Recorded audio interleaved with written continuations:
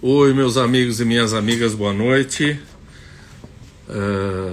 Vamos ter mais uma live hoje e tenho certeza que hoje a gente vai ter um assunto bastante interessante, bastante polêmico.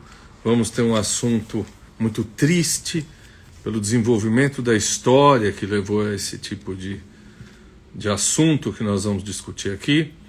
E nada melhor que trazer um grande conhecedor de história, ele mesmo um judeu, Jaime Spitskovski, para que a gente possa falar e entender do fenômeno do antissemitismo. O que é antissemitismo, quando surge, ele levou ao Holocausto, que os amigos judeus chamam de Shoah. Hoje existe um antissemitismo? Eu fiz algumas perguntas para ele. A gente pode criticar a conduta dos falcões, dos israelenses de direita, pode criticar sem ser taxado de antissemita? Acho que são questões muito interessantes e daqui a pouquinho o Jaime está aí. Opa, o Jaime entrou.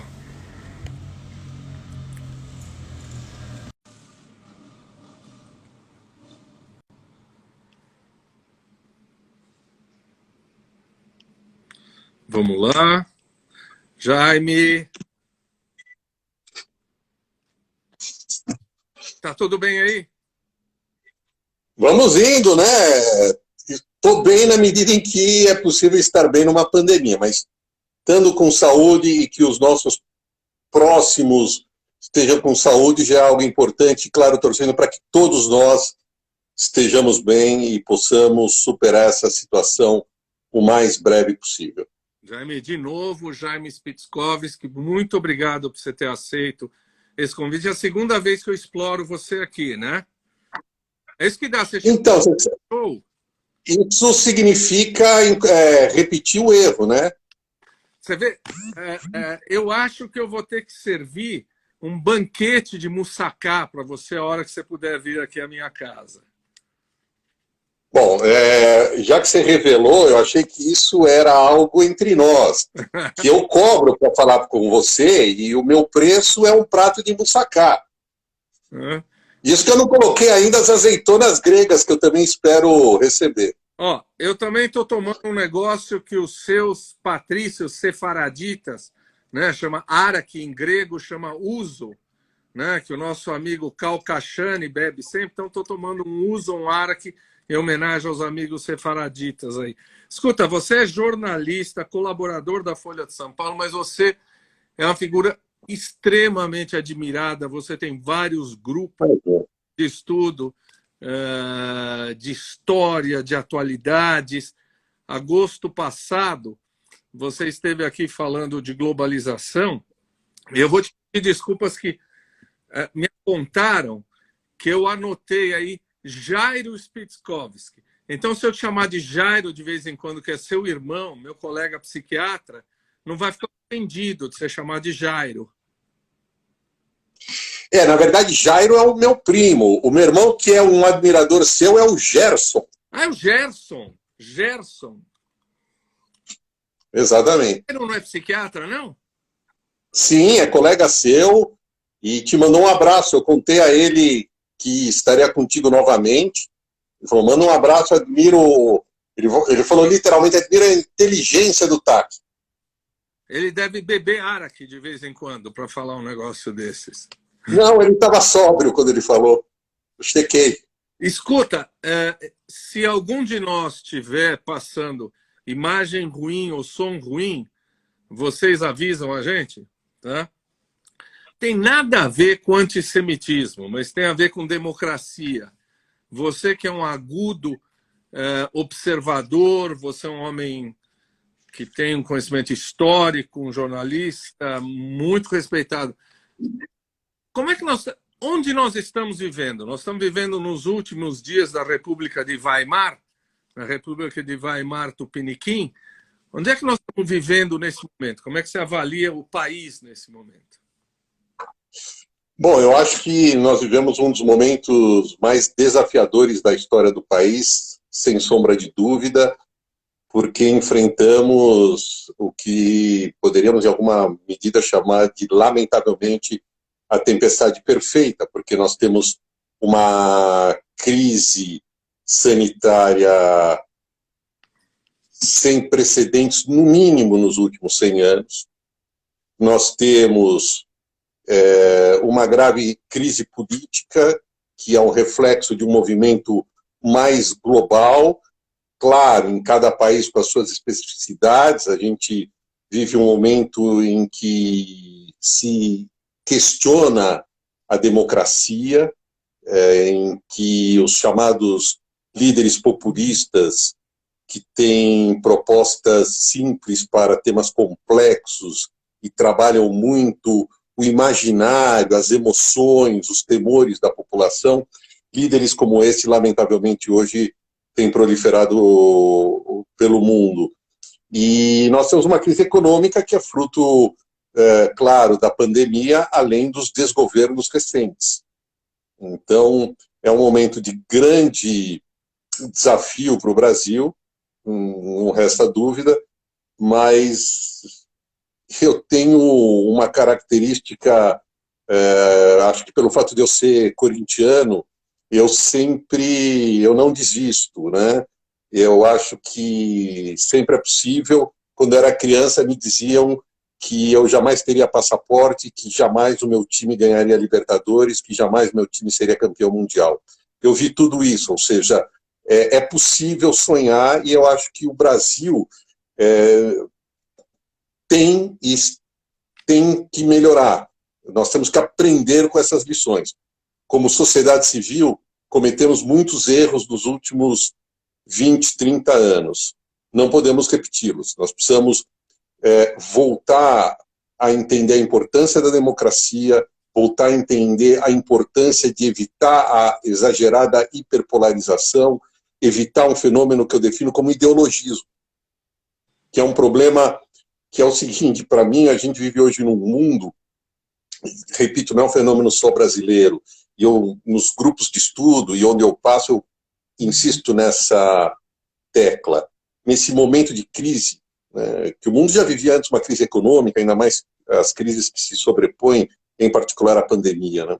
As pessoas têm mostrado uma tendência à radicalização das suas opiniões, seja no espectro político à esquerda ou à direita. E isso tem produzido um fenômeno que eu chamo de ideologismo, Takis, que me preocupa muito. O que é o ideologismo? Como eu defino ideologismo? Ora, todo mundo tem sua ideologia. Não existe aquela pessoa, não tem ideologia. Não, tem. Tem. Você pode ser. Eu, por exemplo, me defino como um radical de centro. Eu sou um centrista radical. Depois até posso explicar e justificar a minha posição, mas não é relevante. E, claro, respeito às pessoas que adotam as suas posições políticas. O problema não é esse. O problema é o seguinte: quando alguém adota um manual ideológico, tá aqui, e ele passa a enxergar a realidade sob a lente desta ideologia e ignora a realidade. Por exemplo, isso aqui é uma caneta. Mas o sujeito, no manual do movimento político dele, afirma que isso aqui é um copo. E o sujeito diz, não, mas eu li lá no livro, ou o meu líder político falou que isso é um copo. Eu acho que o processo de construção da ideologia é você enxergar a realidade e, a partir da realidade, modelar a sua visão de mundo. E não querer modelar o mundo a partir da sua visão de mundo. Sim. É isso que eu chamo de ideologismo. Quem coloca a ideologia na frente da realidade. Me diz uma coisa. Então vamos entrar no tema. Eu queria agradecer, antes disso, a professora Miriam Gadot, da USP, que me enviou alguns textos sobre identidade judaica, que eu vou perguntar para você. Antes de mais nada, vamos clarear os temas. O que é antissemitismo? Bom, antissemitismo é a aversão ao judeu. é a rejeição à figura, à cultura, aos traços de um povo da antiguidade, de um povo que tem uma trajetória histórica muito longa, e o antissemitismo é, lamentavelmente, mais uma das manifestações de intolerância ao longo da história e da sociedade humana. Talvez o que a diferencie é a sua lamentável longevidade. É provavelmente um dos preconceitos e uma das formas de exclusão e de racismo e de rejeição, de intolerância mais antigas da história da humanidade. Explico por quê. O judaísmo, talvez, e o povo judeu, na verdade, talvez seja um dos pioneiros da ideia de ser diferente, da ideia de você poder livremente praticar suas escolhas nos mais diversos campos da vida. Por que eu digo isso? O judaísmo surge como uma religião monoteísta na antiguidade em meio ao mundo politeísta. Então, já de início, no momento zero, há milhares de anos, os judeus já criaram uma diferenciação no momento em que adotam o monoteísmo. E foram, obviamente, naquele momento, atacados, foram combatidos por conta disso. E depois nós vamos ter toda uma história que se alonga, né, e que significa essencialmente isso. Ou seja, os dois aspectos fundamentais do antissemitismo. Né? A aversão ao judeu. Desculpe. E, como pano de fundo, a ideia de que a ideia de intolerância ao que é diferente. Porque durante muito tempo o diferente na sociedade ocidental, na sociedade cristã, na sociedade muçulmana, foi o judeu. Ou é o judeu. Só para a gente lembrar que semita vem de Sem, filho de Noé, não é isso? Mas não são apenas os judeus que são semitas, quer dizer, árabes são semitas, etíopes são semitas, mas quando você fala de antissemitismo, você está se restringindo apenas a este sentimento relacionado com os judeus, é isso, né? É verdade, porque esse termo ele foi cunhado no século, agora me fala a memória, foi século XVIII ou século XIX. 19. Oi? 19. É o século XIX. E William Marr, que era um antissemita austríaco que vivia em Viena, século XIX. Obrigado pela ajuda. Vi que você fez a lição de casa e se preparou como sempre. Sempre. Exato. E ele cria esse termo porque, naquele momento histórico, o semita para a sociedade europeia era o judeu. Não havia a presença significativa de população árabe como há hoje. Então, o termo acabou se consolidando, porque, repito, naquele caldo cultural, século XIX, o estranho, o diferente na sociedade, não era o único grupo, mas era o grupo, digamos, com maior simbolismo da diferença. Naquele cenário de uma Europa cristã, essencialmente, nas suas diferentes denominações, tinha, portanto, o judeu como o símbolo do diferente, como o símbolo de alguém que seguia outros preceitos religiosos, tinha outros hábitos. E vamos lembrar, né, Taki, que a ideia humana de aceitar o diferente, ela é, historicamente falando, recente. Uhum. Na antiguidade, o que se ponderava, o que se preconizava a fazer em relação ao diferente? Converter, aniquilar, excluir, né? E aí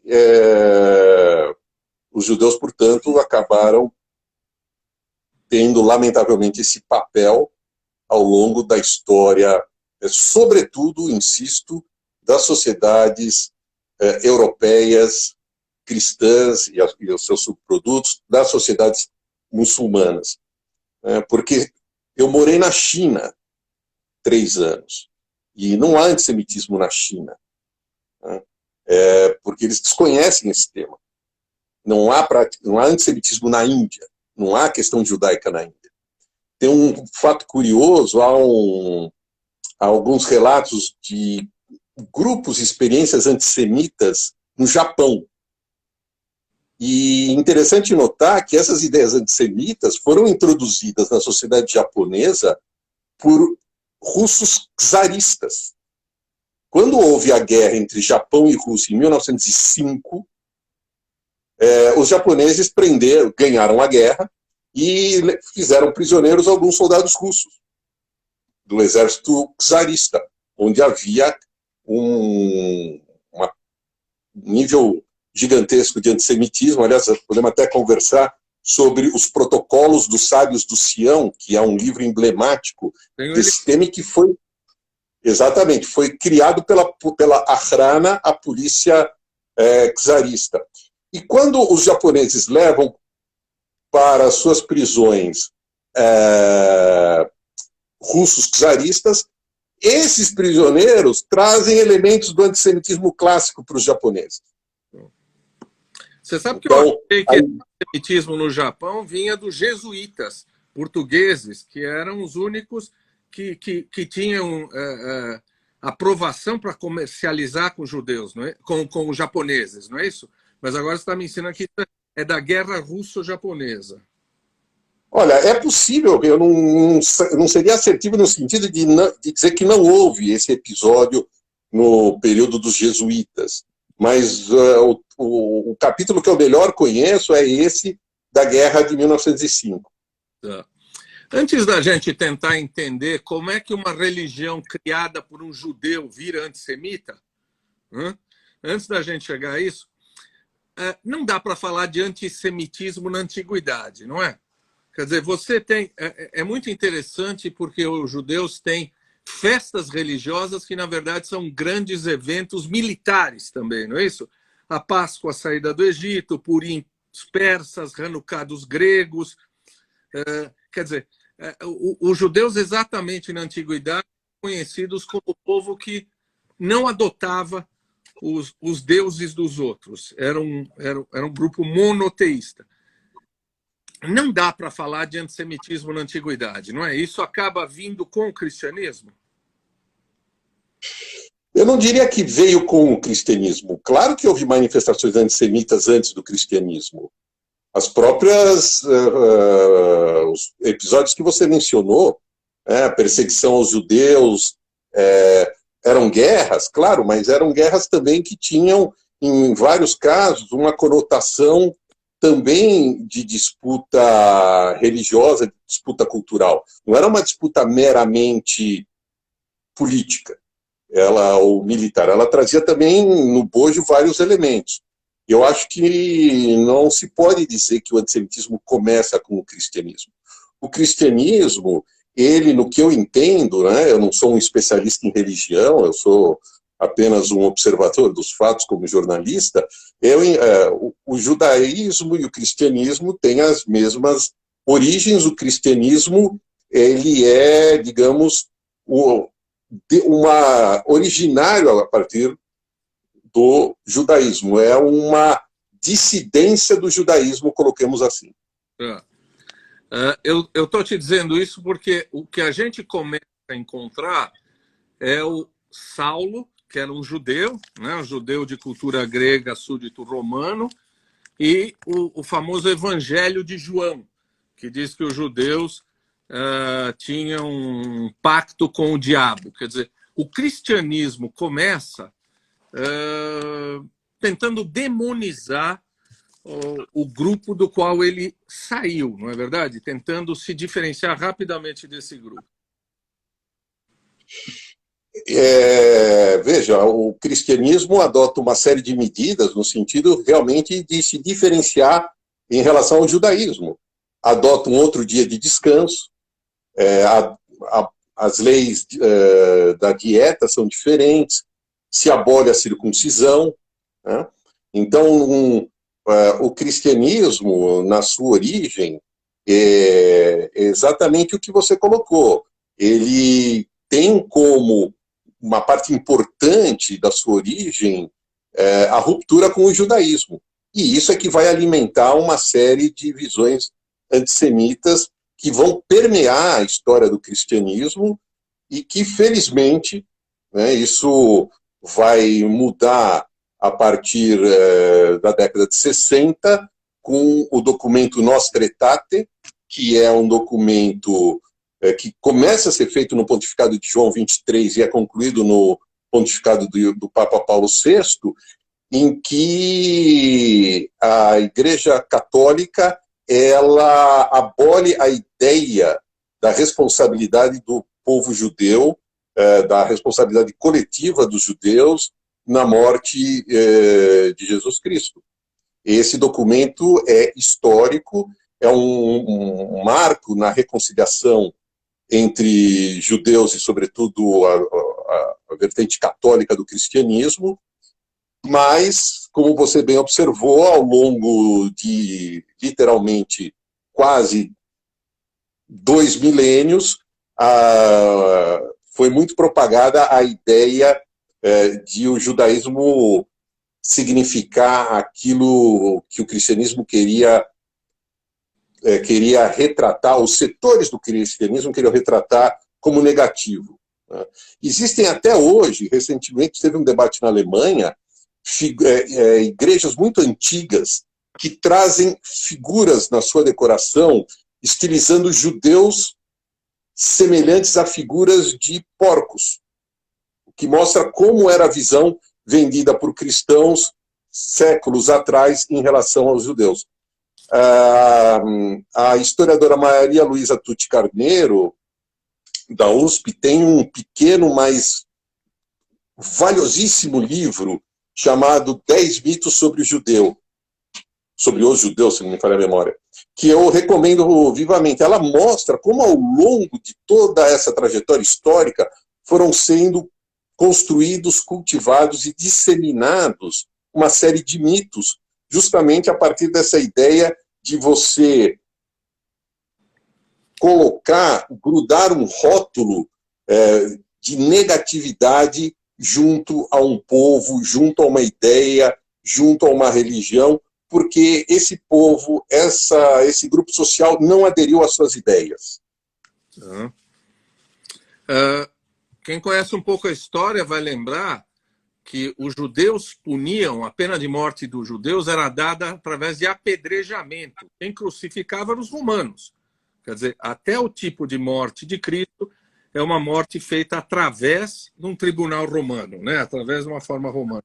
A Idade Média traz problemas muito grandes, né? Traz aquelas coisas das crianças serem sequestradas e tirar o sangue para usar durante a Páscoa judaica. Quer dizer, existe todo tipo de peste negra, existe todo tipo de fantasia a respeito dos judeus na Idade Média, não é assim?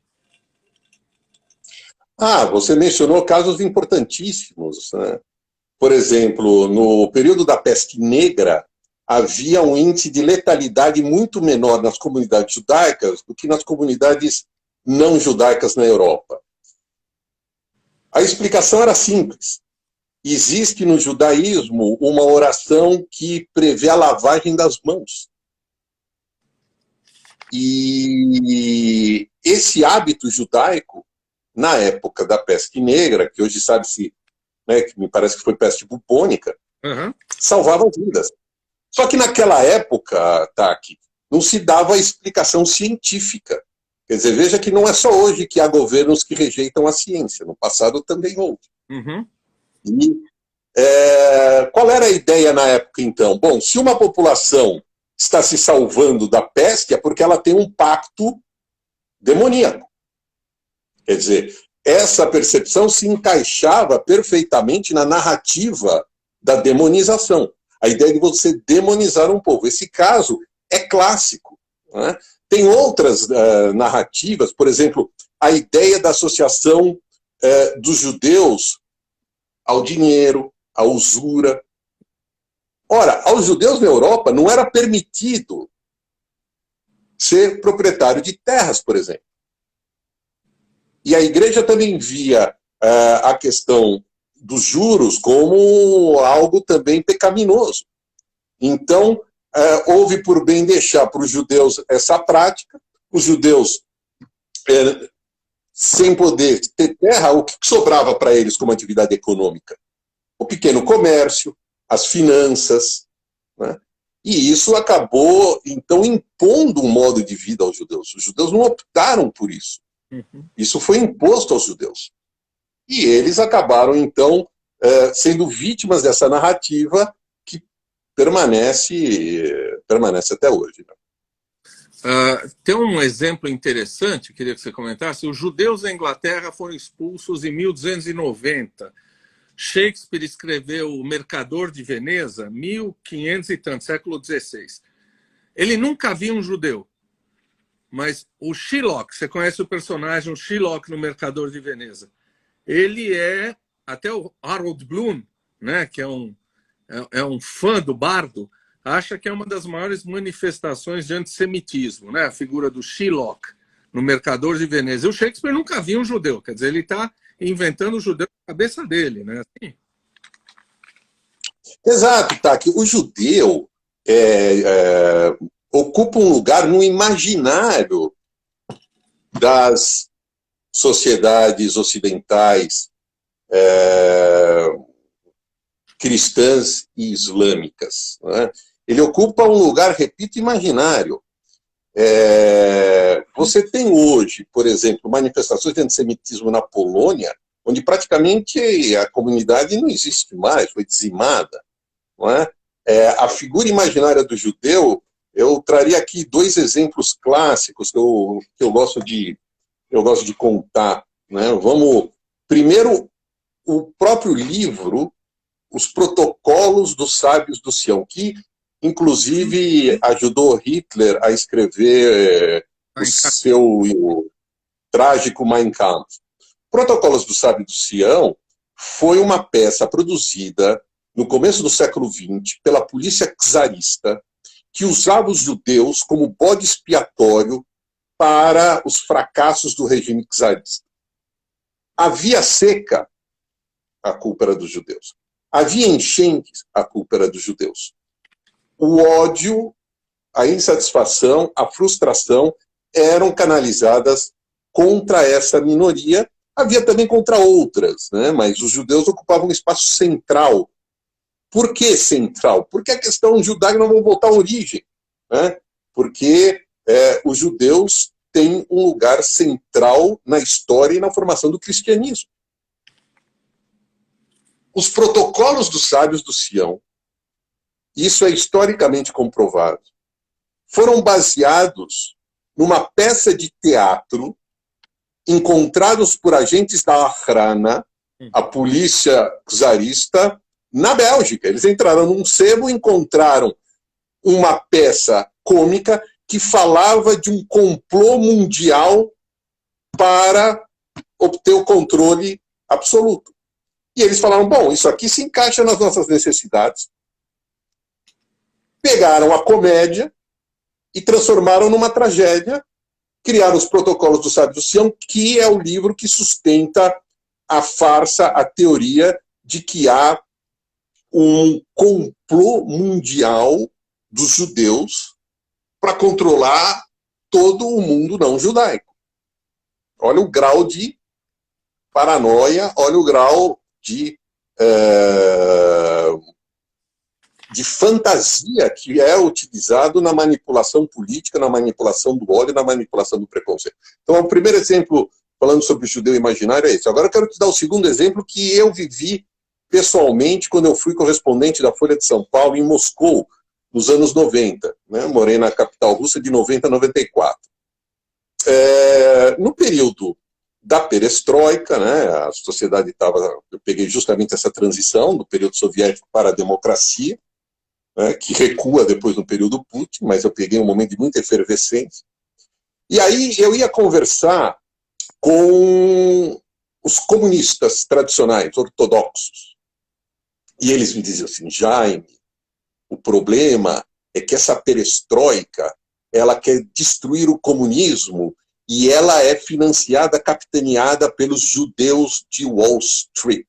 Os judeus de Wall Street dominam o mundo das finanças, dominam o capitalismo internacional, e eles é que estão por trás de todo esse processo de reformas que acaba com a União das Repúblicas Socialistas Soviéticas. E eu ouvia isso, tentava Não dá para discutir o que era difícil.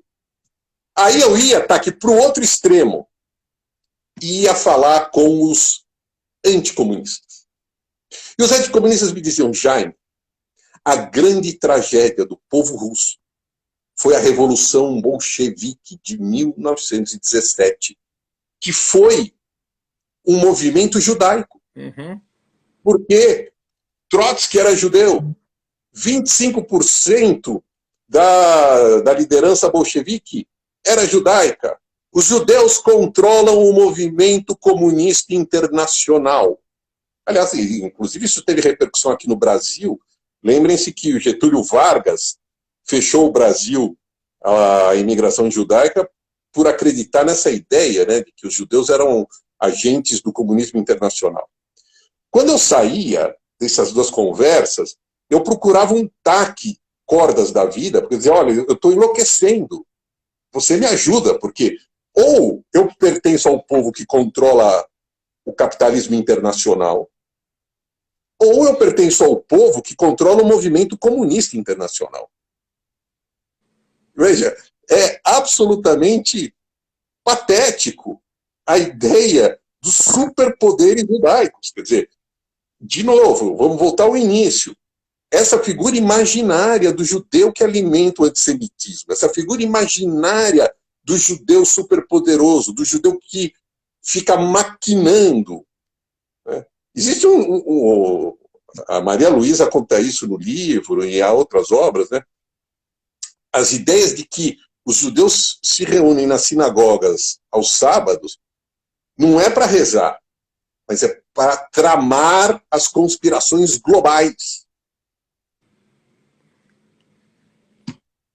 E é isso, Taki, que nós temos que enfrentar ao longo da história, com resultados trágicos, como o Holocausto, como a Inquisição, como os pogroms na Rússia do Czar.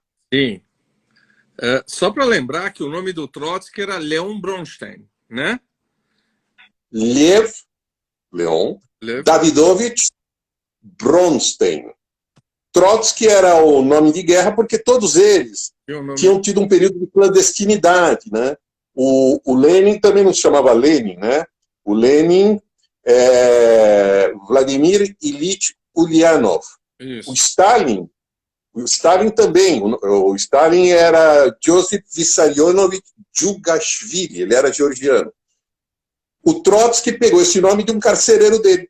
Uhum. Enquanto ele estava preso pelas atividades revolucionárias, ele tinha que assumir um nome e achou bom pegar um nome russo na hora que ele saísse, russificou o nome e pegou de um carcereiro. O interessante é que você está dizendo que os alemães falavam que os marxistas eram todos judeus. E Stalin, através daqueles tribunais de Moscou, foi extremamente antissemita, né? Perseguiu Trotsky até no México. Outros judeus, Zinoviev, Kamenev, né? Foram todos dizimados. Então, não tinha jeito. Quer dizer, o judeu se coloca do lado do seu maior inimigo. Tá certo isso? O antissemita sim o faz. É fato que há judeus financistas, há judeus banqueiros, há judeus altos, há judeus baixos, há judeus comunistas, há judeus gordos, há judeus magros. Os judeus são um povo como qualquer outro povo com as suas peculiaridades.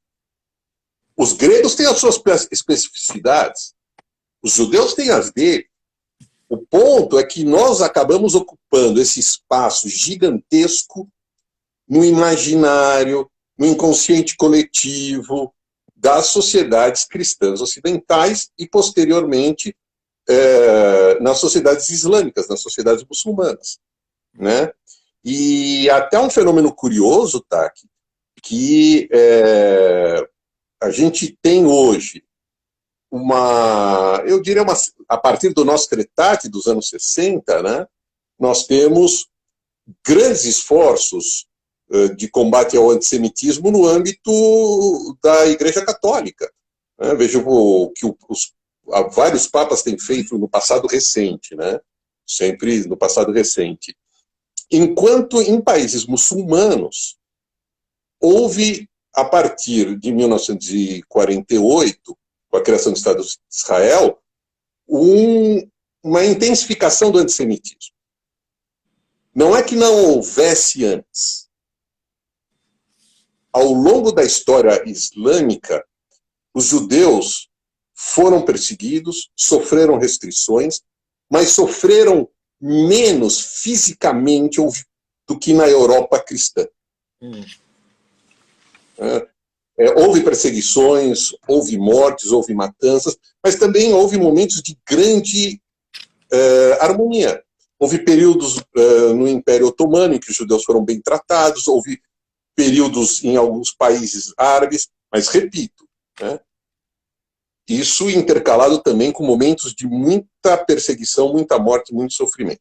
Mas o que eu queria dizer é que a partir de 1948, com a independência de Israel, e a partir do Nostretati, nos anos 60, a gente vê, do ponto de vista da Igreja Católica, sobretudo, esforços para diminuir o antissemitismo, e a gente vê no mundo islâmico, nos governos muçulmanos, de países muçulmanos, esforços no sentido de intensificar o antissemitismo a partir da retórica anti-Israel.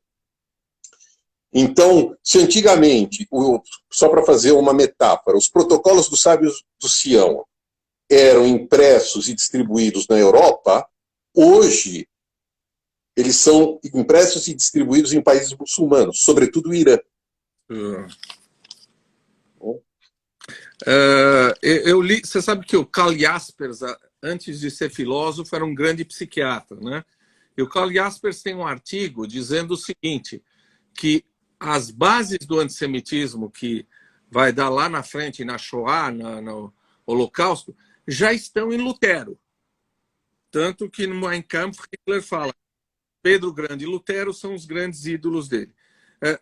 Quando ocorre, então, esta revolução protestante, o Lutero também entra numa coisa antissemita, não é? Ele escreve Deus e suas mentiras, quer dizer, o luteranismo também começa antissemita? Sim, há manifestações claras de antissemitismo no Lutero. No entanto, depois, o chamado mundo protestante vai ter, nas suas diversas denominações, né? Depois a gente vai ter metodistas, vamos ter calvinistas, vamos ter, né, os neopentecostais. Né? O mundo protestante acaba sendo mais tolerante com os judeus, historicamente falando. Então, basta ver o papel, o peso e como os judeus se desenvolveram nos Estados Unidos. Sem falar na identificação hoje das chamadas igrejas neopentecostais com o Estado de Israel.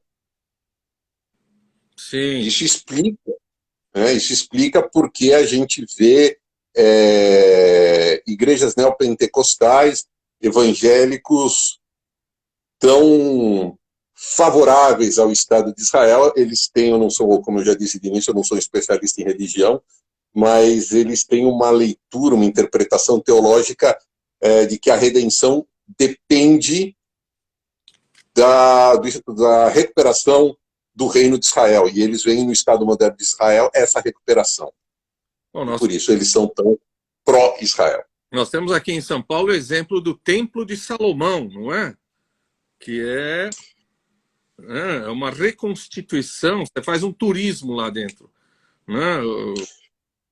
Exato, essa é a visão desses setores, né, do chamado mundo neopentecostal, que vê em Israel essa condição, né, para uma era, se eu não estiver falando bobagem aqui, porque digo, eu não sou especialista em religião, tento ser no máximo em política e em Coríntios, Não. Mas a ideia de que uma era, né, uma era messiânica depende da recuperação do reino de Israel, e por isso eles têm essa visão e essa extrema admiração e apoio ao Estado de Israel. O que explica também, quando há manifestações pró-governo Bolsonaro com a presença de evangélicos, a bandeira de Israel. E isso é muito comum. E o que é curioso, né, é que o Estado de Israel, ele é um país que em muitos aspectos, né, diverge da ideologia que sustenta o presidente Jair Bolsonaro, porque é um país extremamente liberal em costumes. Claro, Israel é um país extremamente diverso, em que você tem a comunidade ultra-ortodoxa, né, e você tem o mundo laico, onde a questão dos direitos individuais e das liberdades individuais são extremamente relevantes. O mundo, até a brincadeira, quem vai para Israel, é você comparar os dois universos por meio de duas cidades. Tel Aviv, emblemática da Israel laica, e Jerusalém, emblemática da Israel religiosa. Os evangélicos, os neopentecostais, olham só para Israel de Jerusalém, que é Israel também, mas não é toda Israel.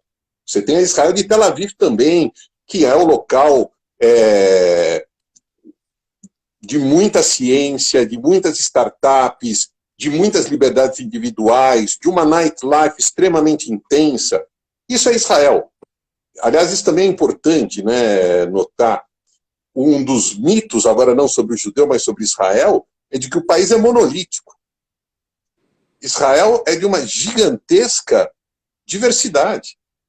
Você tem judeus oriundos de mais de 70 países por conta da diáspora. Você tem judeus que praticam a religião das mais diversas formas, da forma mais ortodoxa à forma não ortodoxa, inclusive ateus.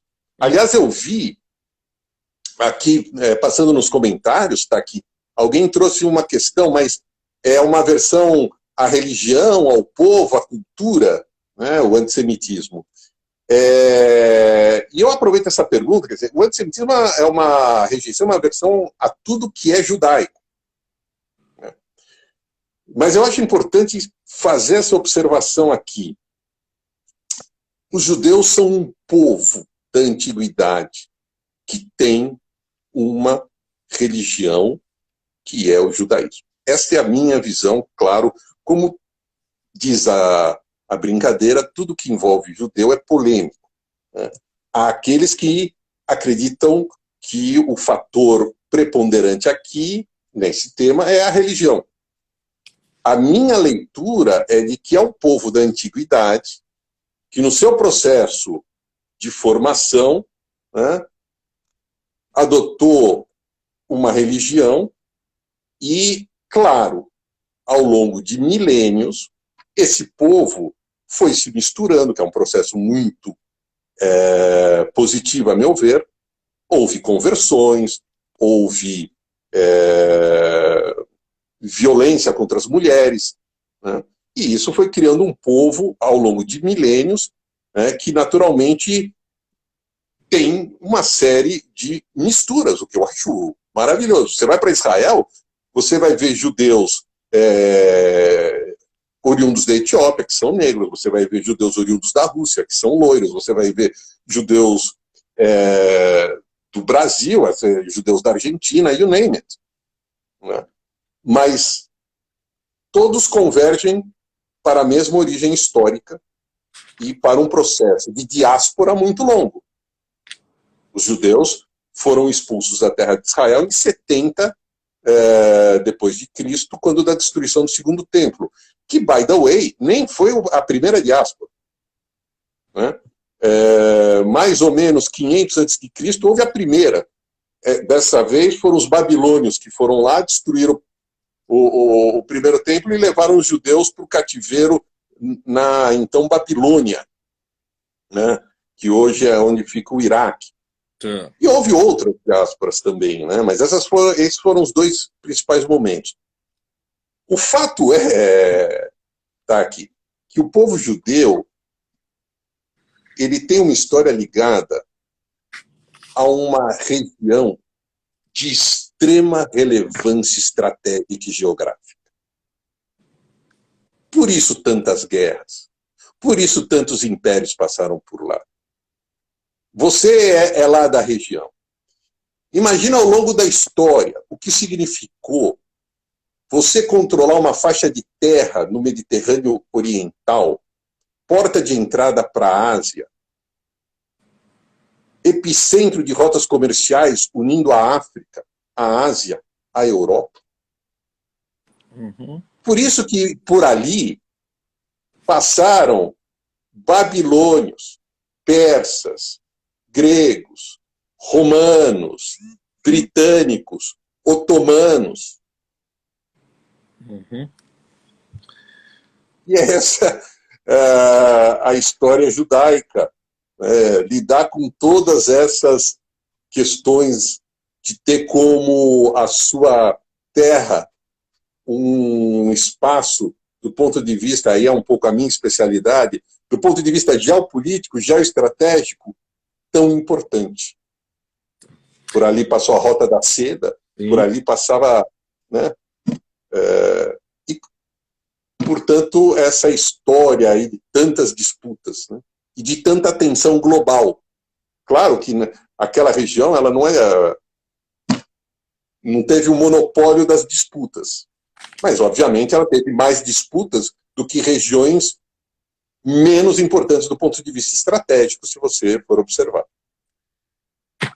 Existe um professor de história da Universidade de Tel Aviv que você conhece, que é o Shlomo San, né, que tem um livro chamado A Criação do Estado de Israel, que inclusive se define como um judeu laico e ateu. Depois eu vou perguntar o que é ser judeu, qual é a identidade judeu.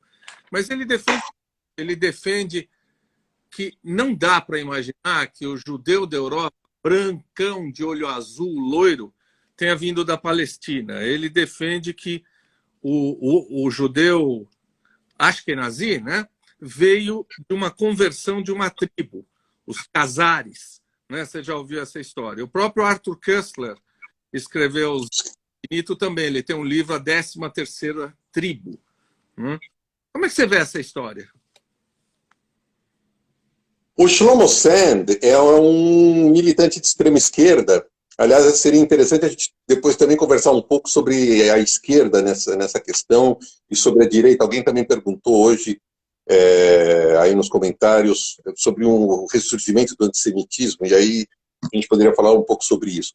Mas o Shlomo Sand, ele é conhecido por suas posições, eu não sei se ele ainda é, mas ele foi trotskista, ou seja, uma visão, digamos, um tanto quanto extremada, a meu ver, da história. Primeiro, eu acho curioso ele se definir como um judeu ateu, porque, até onde eu entendo, ele defendeu a tese de que os judeus não correspondem a um povo, mas apenas a uma religião. Uhum. Então, se os judeus são uma religião, no momento em que a pessoa se define como ateia, ela não pode ser judia, se ele defende esse ponto de vista. Por isso que, para mim, é absolutamente compreensível haver um judeu ateu, porque judeu é um povo. Agora, como qualquer povo da história, ainda mais um povo que tem milênios, houve miscigenação.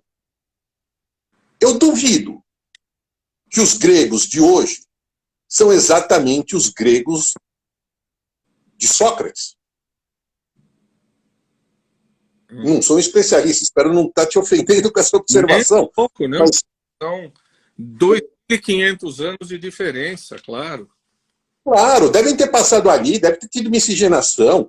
Vamos para um caso ainda mais radical. Os egípcios. Os egípcios pré-islã não são os egípcios de hoje. Os povos passam. Eu acho isso ótimo. Me dá calafrio, me dá frio na espinha alguém falar em povo puro. Uhum. Não existe isso. Ou os árabes. Os árabes são um povo que se originou na Península Arábica, e a partir do século VII se expandiram e foram arabizando outros povos. É isso que aconteceu no norte da África. É isso que aconteceu no Líbano. É isso que aconteceu na Síria. A gente tem, você certamente também tem, tá, aqui, amigos libaneses. A maior diáspora libanesa do mundo é aqui no Brasil. Uhum. Há libaneses que dizem o seguinte: eu não sou árabe, eu sou fenício. O que eles estão querendo dizer com isso?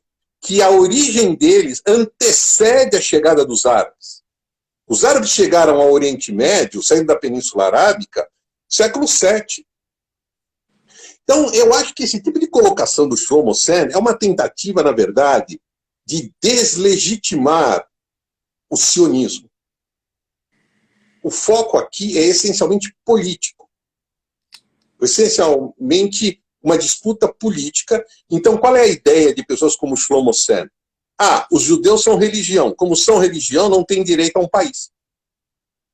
Simples assim. Porque você não tem um país dos budistas, você não tem um país dos muçulmanos, embora haja contradição, porque é República Islâmica do Irã, esse é o nome oficial. Mas ninguém reclama disso. Nos países árabes, boa parte deles, o Islã está ou no nome oficial ou na Constituição. Mas eu não encontro aí uma grita global sobre como é possível você formar países modernos à base de religião. Então, quando se diz que o judeu é uma religião, é essa ideia da extrema esquerda de querer tirar do judeu o direito a ter o seu Estado soberano ao lado dos palestinos. Ponto. Essa é a minha visão. 2 povos, 2 estados. Tá, eu também acredito nisso. Não é o que os falcões e a direita de Israel acreditam, mas eu acho que tem que ter 2 estados. Mas vamos lá. O que é, então? Eu vou pegar os vários trabalhos que a Miriam Gadot me mandou. Ela me manda trabalhos mostrando que o judeu hoje é um judeu secular, que vira liberal, conservador, comunista, judeu budista. Qual é a identidade do judeu hoje? Quer dizer, um judeu brasileiro é o mesmo judeu que o judeu americano, o judeu que nasceu em Israel, ou um judeu que fala Yiddish? De repente alguém ainda fala Yiddish no meio da Alemanha? Não precisa ir à Alemanha. Os meus pais aqui na Vila Madalena falam Yiddish. Tá. E trabalham como voluntários no Museu Judaico para a preservação da literatura Yiddish, que é tão rica, com escritores como Isaac Bashevis Singer, Nobel de Literatura, entre tantos outros. A identidade judaica no mundo contemporâneo, ela é múltipla. Não existe uma única identidade cultural judaica. Você não vai encontrar um judeu norte-americano corintiano. Como provavelmente você não vai encontrar um judeu brasileiro que goste de beisebol. Né? Então, os judeus da diáspora, inevitavelmente, estão associados e estão influenciados e modelados pelo país onde vivem. Certamente é o caso da sua comunidade grega também. Né? A gente acaba, felizmente, assimilando, plasmando questões culturais do país que nos recebeu, né? Felizmente, em muitos casos, fugindo de perseguições, né? ou de pobreza, ou de penúria. Então, a identidade cultural judaica, claro que ela tem um núcleo básico, que é a herança cultural e religiosa, que cada judeu vai trabalhá-la à sua maneira. Não existe uma fórmula de exercer o judaísmo. O judaísmo ele pode ser ortodoxo, ele pode ser reformista. Veja, ele pode ser conservador, ele pode ser... Nos Estados Unidos, a linha religiosa mais numerosa são os reformistas. Uhum.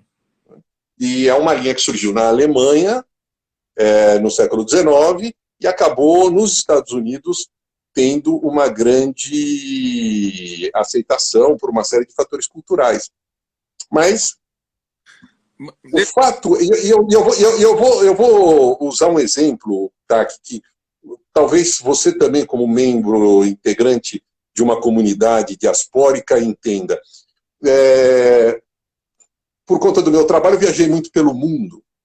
E quando encontrava judeus nos mais distantes rincões do planeta, no Alasca ou no Extremo Oriente Russo, fica claro na conversa o que significa pertencer a uma cultura, a uma herança histórica, que é a mesma felicidade que eu tinha quando eu encontrava um brasileiro. Quer dizer, nós temos essa dualidade. Nós somos brasileiros, eu sou brasileiro, corintiano, nasci na zona leste de São Paulo. E, ao mesmo tempo, sou judeu. Então, assim como eu fiquei muito feliz uma vez que encontrei um brasileiro em Kuala Lumpur, na Malásia, eu também adorei encontrar um judeu na África do Sul, por exemplo. Sim. Mas além de nascer num ventre judaico, quer dizer, é judeu quando nasce de uma mãe judia, não é assim? Eu posso ser um judeu ateu? Claro. Posso. Claro que pode ser um judeu ateu. Claro. De novo, judeu é pertencer a um povo, não é ter uma religião. Uhum. Essa é a minha leitura. Como eu me defino como um judeu tradicional. Eu não sou nem um ortodoxo, nem um reformista. Um judeu liberal, um tradicional / liberal. Né? Veja, a questão da matrilinearidade, ainda mais hoje, feliz Dia Internacional da Mulher a todas as mulheres que nos assistem. Ah, parabéns. Hein? Exatamente. Primeiro está aqui, primeiro, nem sempre ao longo da história foi a questão da matrilinearidade. Durante o período da história judaica, houve a patrilinearidade. Segundo, há comunidades nos Estados Unidos, porque a religião também é um fenômeno dinâmico. A religião que se pratica hoje não é exatamente a mesma de 1.500 anos atrás. Há comunidades nos Estados Unidos que adotam a patrilinearidade. Uhum. Ou ambas as linearidades. E veja, se eu vou para a Grécia, me encanto com a cultura grega, passo a comer moussaka, passo a tomar araca, passo a quebrar prato, talvez eu não vire grego por uma formalidade. E eu quero dizer que o caminho com os judeus também é possível nesse sentido. Claro, vai ter uma série de implicações. Eu não vou ganhar nacionalidade grega, mas eu vou virar um filogrego, digamos assim. Uhum. E no mundo judaico, a mesma coisa. As pessoas se aproximam a processos de conversão, a processos só de aproximação cultural, a processos de aproximação de gente que só gosta do Estado de Israel, há vários aspectos. Né? Esse, eu acho que também é um dos temas fundamentais. Nós estamos tratando de uma questão quase que, inevitavelmente, sempre multidimensional. Não há uma dimensão apenas. Deixa eu te perguntar, então, não entenda como provocativo, talvez seja. Você é brasileiro... Mas para jornalista, jornalista a pergunta tem que ser provocativa. Ok, então você é a vingança. Um brasileiro judeu? Essa pergunta não tem sentido com todo respeito, Taki. Não, me diz. Porque elas são coisas diferentes. É igual perguntar, você gosta mais do seu pai ou da sua mãe? Não, posso dizer que você gosta mais... ortodoxo, grego ortodoxo, por exemplo. Veja, a minha nacionalidade... Não existe o que vem primeiro. Não existe o que vem primeiro. A minha nacionalidade, a minha pátria é o Brasil. Desculpa, eu estou sendo repetitivo. Aqui é Corinthians, mano. Aqui é Corinthians. Que eu acho um dos fenômenos mais incríveis da sociedade brasileira. Tá bom, segue. Agora, do ponto de vista da minha herança cultural, eu sou judeu. O que vem primeiro? Não tem o que ver. São coisas diferentes. São coisas diferentes. Esse aqui é o país onde eu nasci, onde eu cresci, onde nasceu minha filha. Não há a menor questão. Aliás, você tocou num ponto que é também importante, né? Você é primeiro brasileiro ou primeiro grego? Eu sou brasileiro.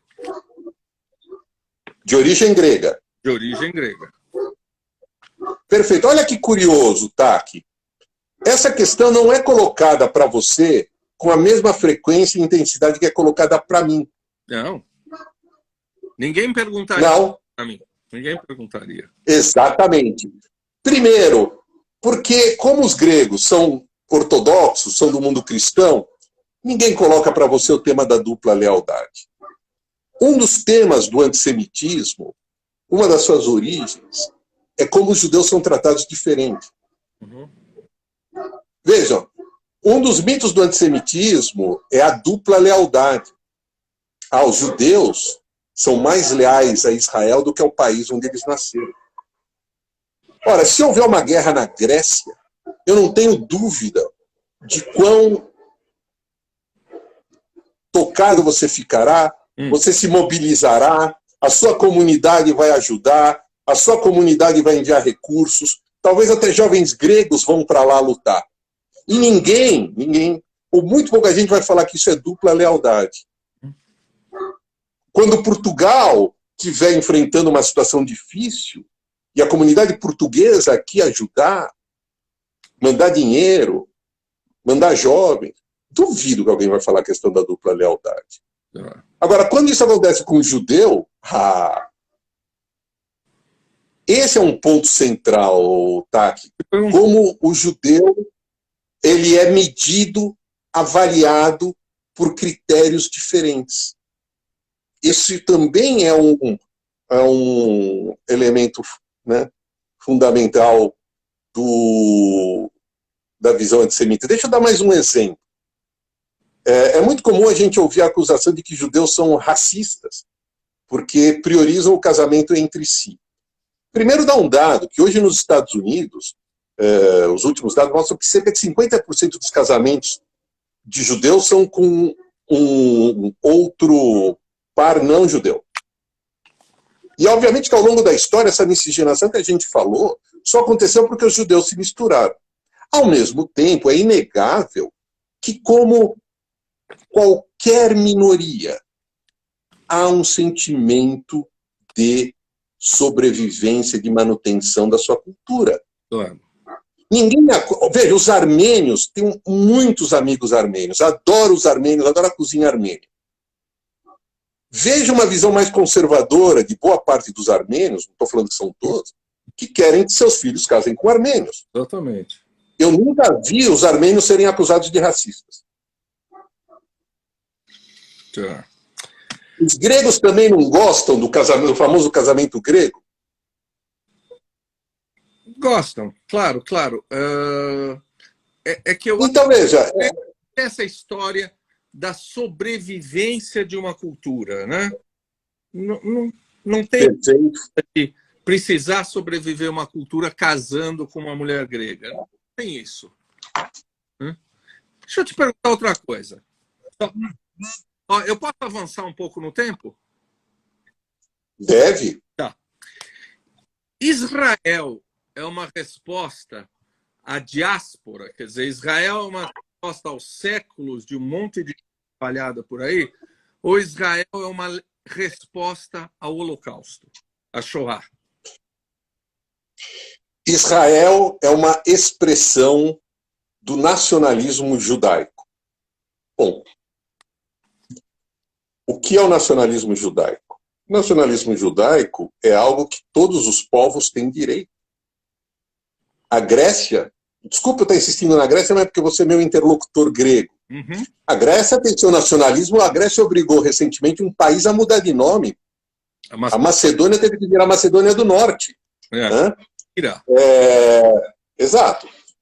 Existe o nacionalismo árabe, lembrem-se de Gamal Abdel Nasser, existe o nacionalismo até hoje. Nacionalismo, eu digo, que ele é como álcool. Precisa ser consumido com moderação.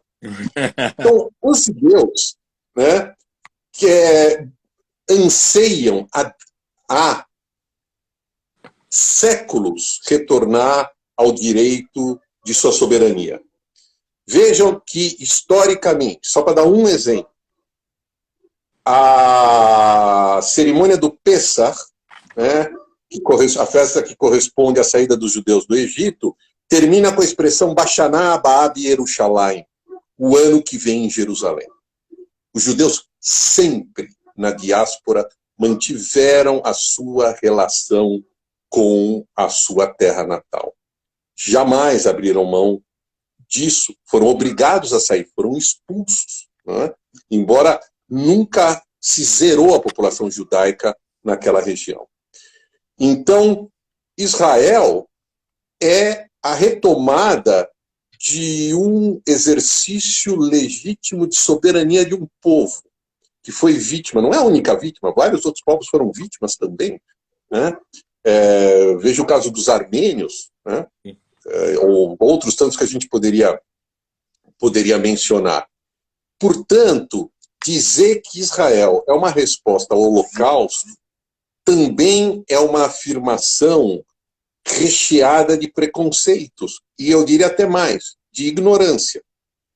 O movimento judaico moderno começa no final do século XIX com um jornalista chamado Theodor Herzl, né, que é quem resgata o processo moderno, porque os judeus ficavam espiritualmente clamando pela volta. E o Herzl, não sei se vai dar tempo de contar a história dele no século XIX, quando a Europa vivia um renascimento de nacionalismos, e ele foi cobrir um episódio de antissemitismo. Ele era um judeu secular, não ligava muito para a religião, para a cultura. Aí ele foi acompanhar o caso Dreyfus, na França, né, o famoso caso Dreyfus, em que um capitão do exército francês, Dreyfus, é acusado de traição e de espionagem para a Alemanha, o arqui-inimigo da França, e essa acusação era falsa, feita pelos setores conservadores monárquicos franceses. E houve uma reação da sociedade francesa, você vai se lembrar do J'accuse, do Émile Zola. E aí, né, e o Dreyfus ficou chocado como na França moderna era possível você condenar uma pessoa injustamente devido a essa questão judaica. E aí ele começa o processo de sionismo. Veja, o sionismo, portanto, e o processo de construção do Estado de Israel é anterior ao Holocausto. A Universidade Judaica de Jerusalém, se não me falha a memória, é de 1923. O primeiro kibbutz é de 1904 ou 1905. Então, a minha avó nasceu em Jerusalém em 1915. A minha bisavó chegou a Israel, na época sob domínio otomano, em 1911. O que sim eu acho que é possível dizer, Taki, é que o Holocausto ele apressa a criação do Estado de Israel na medida em que o mundo viu o tamanho da tragédia e da barbárie que foi cometida contra o povo judeu na Segunda Guerra Mundial. Isso eu concordo, lembrando ainda que, de qualquer forma, os britânicos já estavam num processo de descolonização. Em 1947, deram a independência para a Índia e para o Paquistão. E olha que curioso, está aqui. A Índia, quando foi receber a sua independência, houve um movimento muçulmano que exigiu uma partilha. E a criação de um Estado muçulmano chamado Paquistão. Dessa partilha, eu não vejo muita gente reclamar. Se criou um Estado, o Paquistão, baseado na religião, em 1947. Agora, quando se cria uma outra partilha, a da Palestina, entre dois povos, e aí não tinha religião, isso gerou toda uma reação. É isso que a gente, enquanto povo judeu, enxerga como manifestações antissemitas, a maneira como o povo judeu é tratado de forma diferente. Uma partilha para um povo vale, para o outro não vale. Foi o líder muçulmano, se não me engano, Jinnah, que brigou com Ali, Jinnah. Jinnah, que brigou com Gandhi e levou o povo dele lá para cima. E o Gandhi foi assassinado por um ultranacionalista hindu contrário à criação do Paquistão. Certo. Tem uma coisa que eu li do Chomsky, que também é um brilhante judeu, mas é um oposicionista a muitas das posições do Estado de Israel, dizendo que quando ele se manifestava contra alguma atitude do Estado de Israel, ele, judeu, era chamado de antissemita. E eu até fiz uma frase para você aí, chamando as pessoas. É possível a gente falar mal dos falcões, do Bibi? É possível falar mal da política israelense sem ser taxado de antissemita? Claro que é. É possível e é fundamental que esse debate haja. Você pode e deve criticar a direita israelense, a esquerda israelense. Israel é uma democracia. Talvez muita gente não saiba, existem árabes no parlamento de Israel, existe juiz árabe na Suprema Corte de Israel, coisa que a gente não vê muito em outros países do Oriente Médio. Claro que é possível criticar Israel e não ser antissemita. Agora, existem radicais extremistas em vários lados. Então, tem muita gente que acha que toda crítica a Israel é antissemita. Eu não acredito. Mas que há muito antissemitismo nas críticas a Israel, isso existe. Veja, recentemente, o Tribunal Penal Internacional resolveu investigar supostos crimes de guerra no enfrentamento entre Israel e o Hamas na faixa de Gaza em 2014. Antes disso, só para dar um exemplo, Taki, em 2011 começou a guerra na Síria, recheada de crimes de guerra evidentes.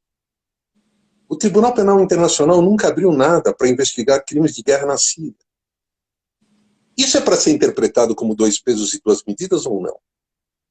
Porque existe uma frase de um Marcos Aguinis, foi ministro da Cultura,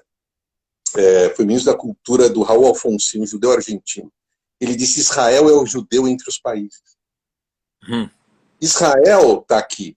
Ele é cobrado pelo mundo como outros não são. O conflito israelo-palestino é o conflito talvez mais coberto do planeta. Como e quando se falou da guerra da Síria, das atrocidades cometidas ali? Genocídio de Darfur, no Sudão. Veja, o meu ponto é que toda violação de direitos humanos tem que ser igualmente tratada. Esse é o ponto básico. Israel não pode ser tratada de forma diferente dos outros países. Israel é o país que mais sofreu censuras da ONU nos últimos anos por temas de direitos humanos. O que são direitos humanos no Oriente Médio? Israel é o principal problema de direitos humanos do Oriente Médio, do mundo. Esse é o ponto. E essa narrativa dá para explicar, tá? Dá para explicar. Eu não sei como é que nós estamos de tempo aqui, se você me... O tempo é seu. O tempo é meu. Então, vamos lá. Por que isso? Bom, nós podemos voltar à explicação do Marcos Aguinis, esse ministro da Cultura do Alfonsín, né? Que o mundo ocidental, cristão e islâmico, trata Israel de forma diferente. Veja, no mundo oriental, na Índia, na China, o conflito israelo-palestino é rodapé de página. Lá, uma vez, quando eu morava em Pequim, eu tinha um amigo holandês, e nós saímos para tomar uma cerveja, porque ele estava se despedindo de Pequim, e ele me diz assim, Jaime, eu não sei para onde eu vou agora, depois de Pequim. Eu falei, meu caro, você gosta tanto de Oriente Médio, por que você não vai para Israel? Ele falou, já tem uns 20 correspondentes holandeses lá em Jerusalém. É o conflito mais coberto do planeta, provavelmente. Né? Isso também é toda uma discussão. Mas acho que nós temos um ponto aqui importante para levantar. Historicamente, o antissemitismo está muito associado à extrema-direita na Europa, o ultranacionalismo. Uhum. De novo, a ideia do mito do judeu cosmopolita, o judeu apátrida, o judeu que não tem compromisso com as culturas nacionais. Então é isso que embasou o discurso de Hitler, embasou o discurso de vários movimentos fascistas europeus. Sim. Os judeus são uma ameaça à nossa cultura nacional. Então, historicamente, antissemitismo religioso e depois o antissemitismo político. Nós vamos ter, a partir dos final dos anos 60 e dos anos 70, por mais paradoxal que possa ser, a ideia de um surgimento de um antissemitismo alimentado por setores da esquerda, da extrema esquerda, que me deixa muito chateado. Por quê? De novo, o antissemitismo na ideia de você tratar Israel e judeus de forma diferente. Vamos falar um pouquinho de geopolítica. Em 1948, Estados Unidos e União Soviética disputaram a paternidade do Estado de Israel. Foram os dois países que reconheceram ao mesmo tempo. Aliás, Israel só existe graças à União Soviética, porque na Guerra de Independência, em 48-49, foram as armas vendidas pela Tchecoslováquia, que estava na esfera de influência de Moscou, exatamente, que permitiram não, mas que ajudaram na vitória do Estado de Israel. O que vai acontecer, por que o Stalin, naquela época, que era antissemita, mas ele tinha uma visão fria de geopolítica. Onde saíssem os britânicos, ele queria que entrasse a influência soviética. Simples assim. Pudesse ser na África, pudesse ser na Ásia, isso era geopolítica. Mas, naquele momento histórico, tá aqui, o movimento sionista, ele era capitaneado pelos socialistas. Hoje você se refere aos falcões. Os falcões mandam na política israelense desde 1977, mandam uma expressão forte. Israel foi fundado tendo como célula básica da sua sociedade o kibbutz, a fazenda coletiva. E eu acho maravilhoso isso, tá aqui.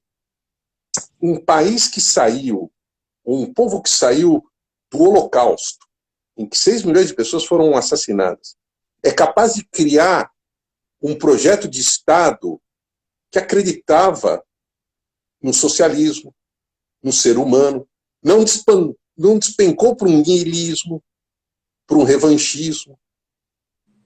Eu acho isso, quer dizer, essas pessoas que fugiram do Holocausto, que sobreviveram, ou que foram antes e viram o que aconteceu com o povo judeu, ainda foram capazes de se mobilizar e criar uma sociedade que buscava a igualdade. Então, os socialistas, Davi Ben-Gurion, que leu a Declaração de Independência de Israel, o famoso Partido Trabalhista, né, de Israel.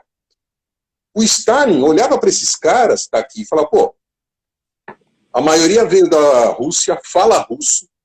Era o caso da Golda Meir, que foi a primeira embaixadora de Israel na União Soviética. Tomam vodka. Eles estão mais próximos de mim, Stalin, ideologicamente falando, do que dos Estados Unidos. Então a União Soviética foi fundamental para a existência do Estado de Israel. O que vai acontecer é que em 52 há um golpe no Egito que derruba a monarquia egípcia e leva ao poder o Nasser. Uhum. Pô, tá aqui. Para o Kremlin, entre ficar com Israel, um país desse tamanho, e ficar com o Egito, do Nasser, na Guerra Fria, qual era a opção lógica? Me permita, ir pro lado. O Gamal Abdel Nasser queria fazer a República Árabe Unida, ou seja, Isso tem... e mais um monte de árabe junto, não era assim? Claro, era o pan-arabismo. Esse era o nome. E olha que interessante. À medida que a União Soviética vai fazendo a conta, bom, é melhor eu ficar do lado dos egípcios, que são mais fortes, mais numerosos, mais influentes. Pan-arabismo, imagina, para a União Soviética, contra o colonialismo, não tinha dúvida. A União Soviética vai se afastando do Estado de Israel. O que acontecia nos Estados Unidos naqueles anos 50? Está aqui. Macartismo. A paranoia anticomunista. Exatamente. Os americanos olhavam para Israel e falavam, meu, os caras ali é tudo socialista. Os Estados Unidos não colocavam todos os seus ovos na cesta de Israel porque desconfiavam do socialismo israelense. Então se forma um vácuo. A União Soviética se aproxima do Egito, os Estados Unidos desconfiam de Israel. Quem entra nesse vácuo? A França. Qual era o principal problema da França no final dos 50? A Argélia. Guerra da Argélia. A Guerra da Argélia era o pan-arabismo.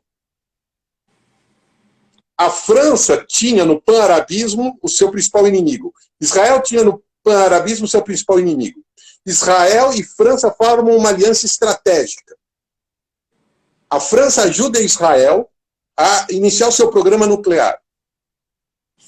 Inclusive, em 1967, vai ter a Guerra dos 6 Dias. Israel venceu.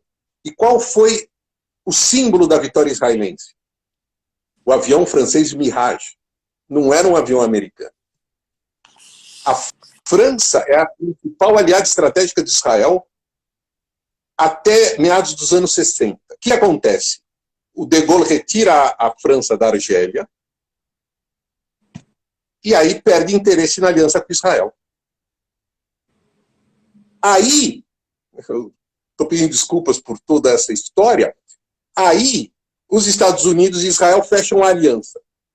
Ou seja, essa aliança carnal, Estados Unidos e Israel, data de 1967, quando fica claro, pão, queijo, Guerra Fria.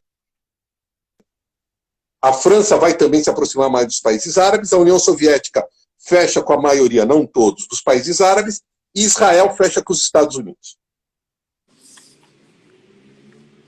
Aí, está aqui, para entender o tema da esquerda. A União Soviética toma uma decisão estratégica. Eu preciso minar o principal aliado do meu maior inimigo no Oriente Médio, Israel. E a União Soviética cria toda uma máquina da KGB de propaganda anti-Israel.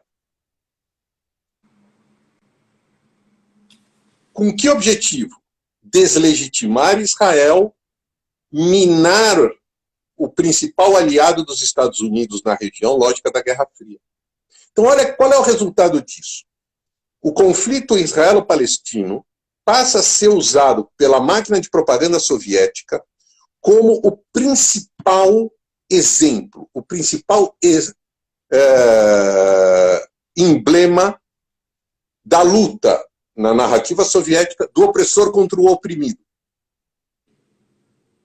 Perceba que nenhuma outra luta de libertação nacional, assim chamada na época, vai ganhar tanto apoio internacional como os ataques terroristas palestinos com o Baader-Meinhof, da Alemanha, Carlos o Chacal, com o apoio de grupos terroristas japoneses. Por quê? Se criou essa mitologia soviética que a esquerda dogmática comprou, de que o conflito israelo-palestino é o ápice da luta do opressor contra o oprimido.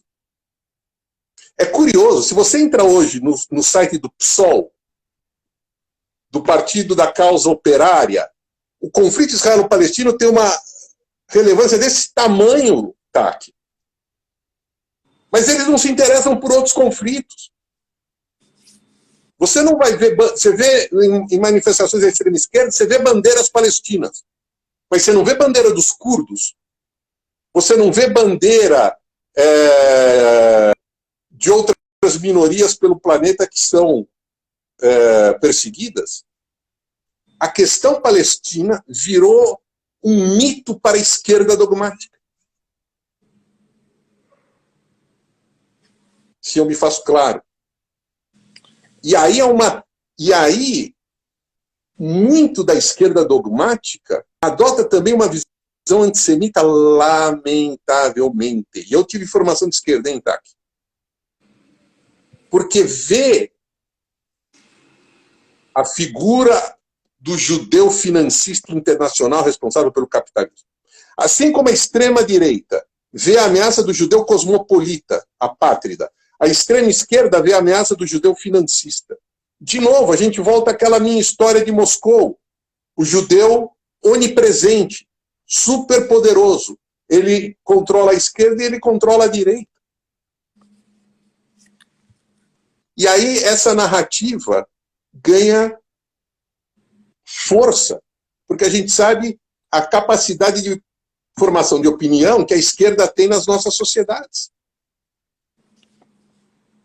Sim. Então, a ideia que Israel é um país onde a direita realmente se fortaleceu nos últimos anos. Israel era um projeto socialista. Né?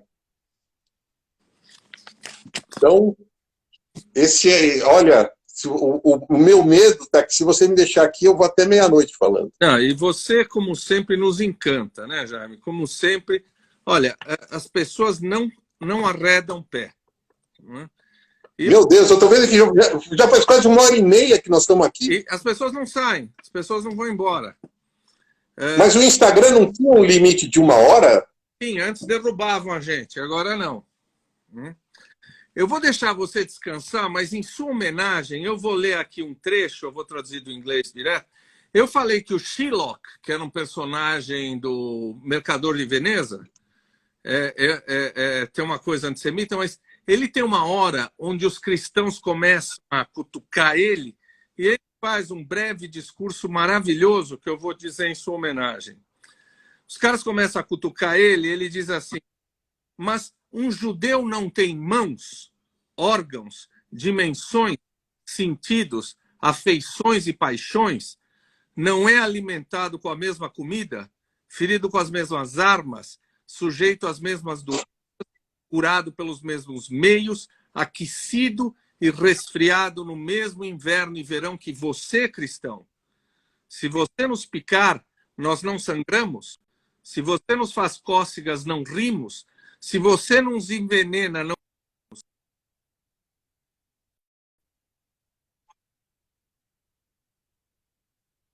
do Chile.